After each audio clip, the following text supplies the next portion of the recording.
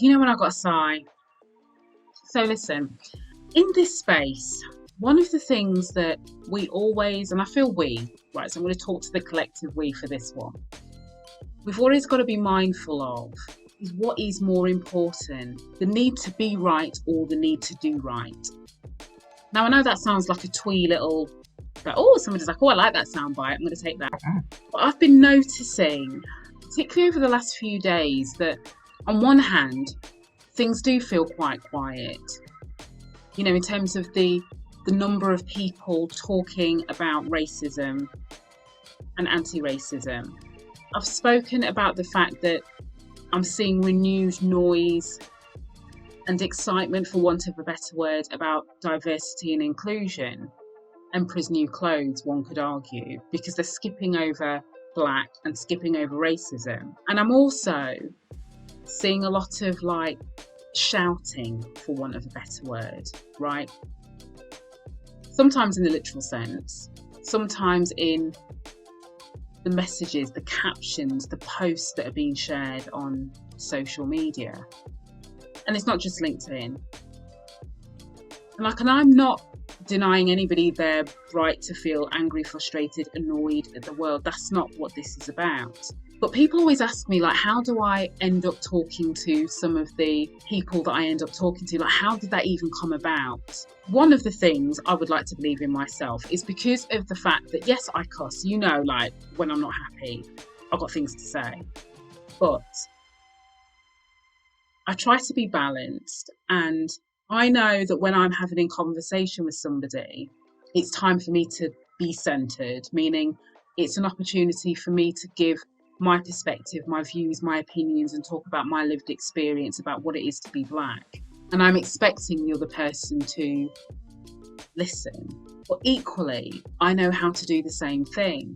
Now, it's in working practice. I'm not perfect at it, but the stuff I do here and the work I do in this space is not just about me vomiting all of my frustrations, all of my hurt, all of my anger, all of my annoyance every single day, day in, day out, every single day, right? Metaphorically speaking in capital letters the whole time, which is akin to shouting. Because I also have to listen.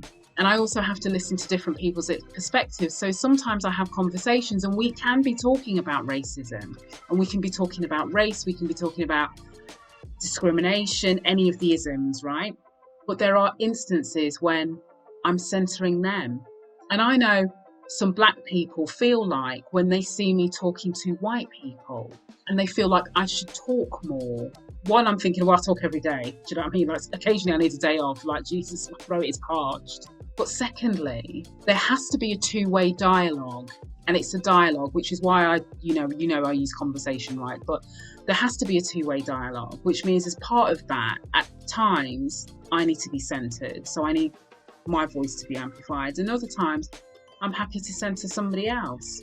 Because I always say that to do work in this space and to make the progress that we need to see, it's going to take all of us. But I can't just be licking people down left, right and centre, starting out by saying that they're racist, starting out by, saying they don't care and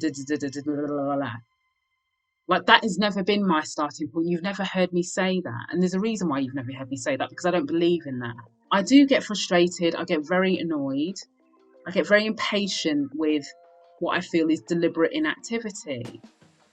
If I have people who are asking genuine questions, if I've got people who want to engage in dialogue, if I've got people who are active allies, in the sense that they are doing something in this space, and they're trying to affect change in the way that they can, and stick their head above the parapet and make sacrifices with the people that they live with or in their community or that they hang out with, then I've got all the time in the world to have a conversation. Because remember, the only thing that I truly have as a barometer, right, as to who I'm going to talk to is the fact that they care.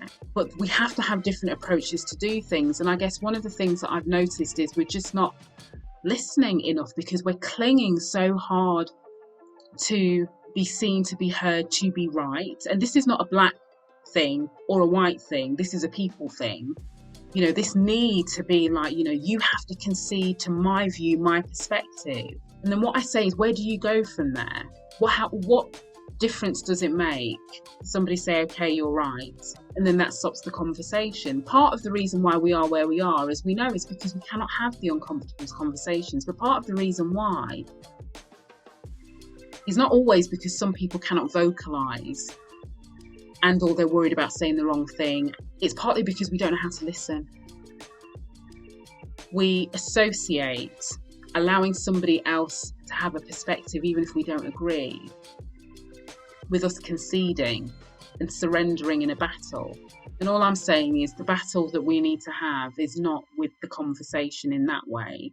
What we have to try is very different ways of trying to get people to care enough to act and get white people in positions of power and influence to release their death grip on power and influence, to allow other people who do not look like them or don't come from their same background to come in and make things fairer.